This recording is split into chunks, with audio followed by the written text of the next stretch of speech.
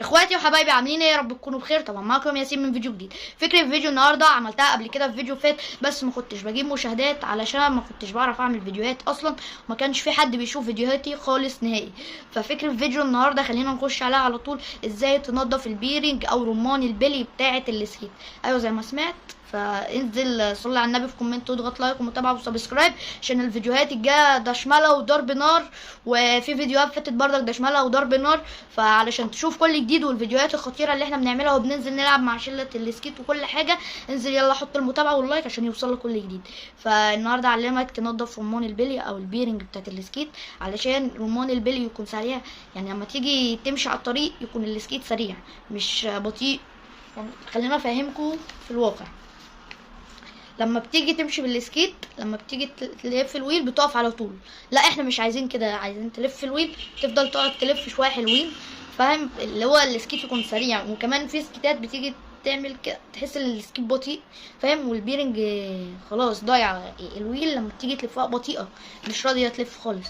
فانا جاي في الفيديو ده افهمك واعلمك ازاي تنضف البيرنج بطريقه صحيحه 100%. طبعا مش هتنضفها بميه ولا باي حاجه تانية، لا انا اعلمك كل حاجه بالمظبوط وكل حاجه ماشيه صح صح صح صح. انا فاهم في الحاجات دي جدا يعني.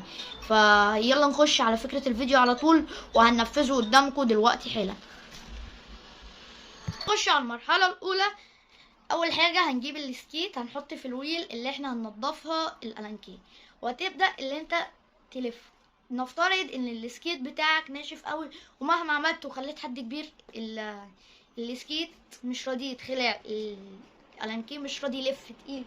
هتجيب المفتاح ده، تبدا اللي انت تحطه في الالانكيه من هنا اهو، وتزق بقى عكسه اهو لورا لورا لورا، وما تخافش على الالانكيه لورا. نفترض مرضاش لورا، حطه في الناحيه التانية والقدام، فاهم؟ اهو اهو، فاهم؟ هي بقى بتتعمل كده اهو. انا برضك ناشف ف اهو اهو اهو، بدل اللي هي ايه فك. هي اول مره بس بتكون معاك نشوه، مش بتتعبك قوي يعني، على طول بتبدا ان انت تفكها اهي. دي المرحله الاولى اللي احنا خلعنا الويل، وما تخافش تعرف تركبها، ما فيهاش اي حاجه.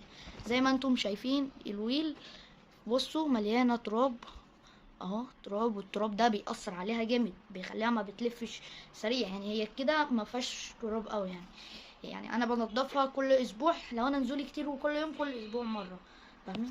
طب واحد يقول دلوقتي انت قاعد بترغي وبتقول هنفك ونعمل، وانا اصلا مش عارف المكونات او الحاجات اللي احنا هنستخدمها لتنظيف البيرنج ايه، او احنا مش عارفين بمعنى اصح هنشتري ايه او هنعمل ايه. عامه الحاجات اللي انتوا تشتروها او هتجيبوها يعني مش هتكلفكم، يعني حاجات بسيطه جدا.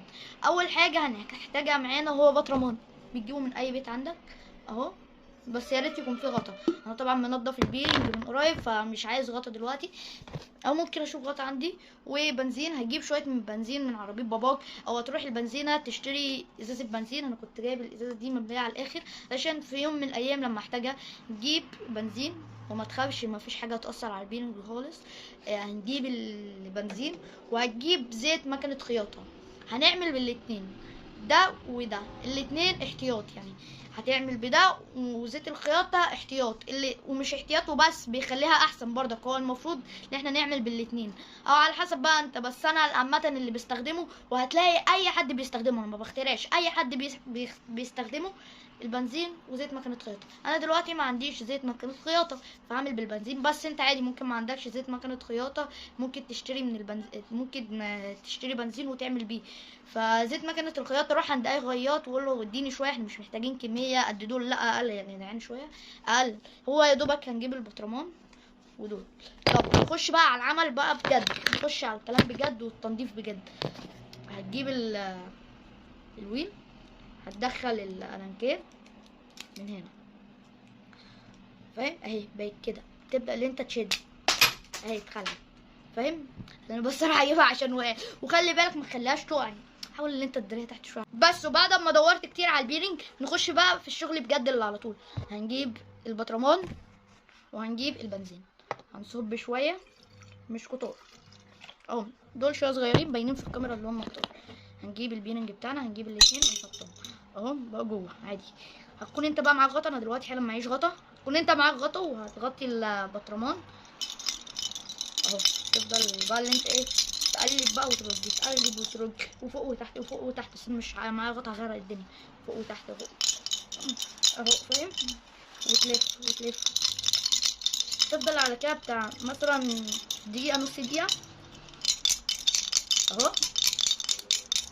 وبعد ما انت هتخلص الدقيقة او نص دقيقة وانت بترج كده، هتسيبه كمان منقوع في البنزين دقيقة كمان. وبعد ما تسيبه منقوع دقيقة كمان، هتبدأ اللي انت تاخد من البطرمان البيرنج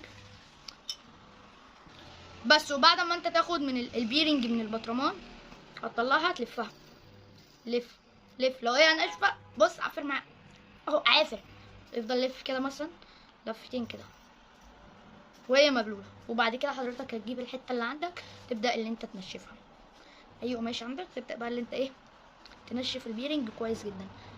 برضك في التانية نفس الحوار، بلف ورا وقدام وبقوم جايب القماشه بتاعتي وببدا اللي انا انشفها.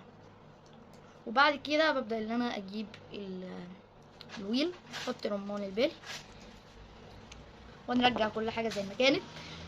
انا بقى ما لقيتش بتاعت هترجع كل حاجه كانت موجوده في الويل اهو. تبدا بقى اللي انت ايه بيرنج دي تحطها هنا اهو، رجعناه ايه زي ما كان معمول اهو اهو زي ما كان معمول. تبدا اللي انت تجيب السكيت العسول بتاعك وتبدا اللي انت تحط البيرنج، تجيب المسمار، تبدا اللي انت تربط اهو. والربط مش محتاج.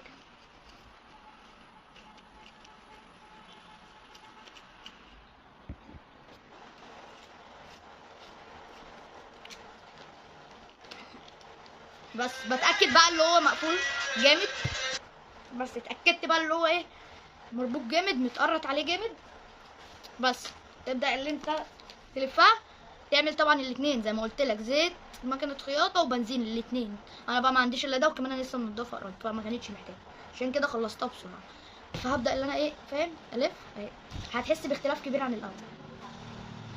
بس وكده نكون وصلنا لنهايه الفيديو. لو عجبك الفيديو اضغط لايك واشتراك وسبسكرايب ومتابعه، لان عايزين نوصل القناه دي ل1000 مشاهده و1000 متابعه و1000 لايك وتودعها ابطال. يلا اشوفكم الفيديو الجاي على خير، واكتبوا لي فكره فيديو اعملها في الفيديوهات الجايه، لان انا ما عدتش لاقي افكار. فاكتبوا لي فكره فيديو اعملها في الفيديوهات الجايه، وهتوحشوني جدا جدا. واحب اشكركم على الفيديو اللي انا فتحت فيه السكيت وصلتوا ل1000 مشاهده. واشوفكم الفيديو الجاي، سلام.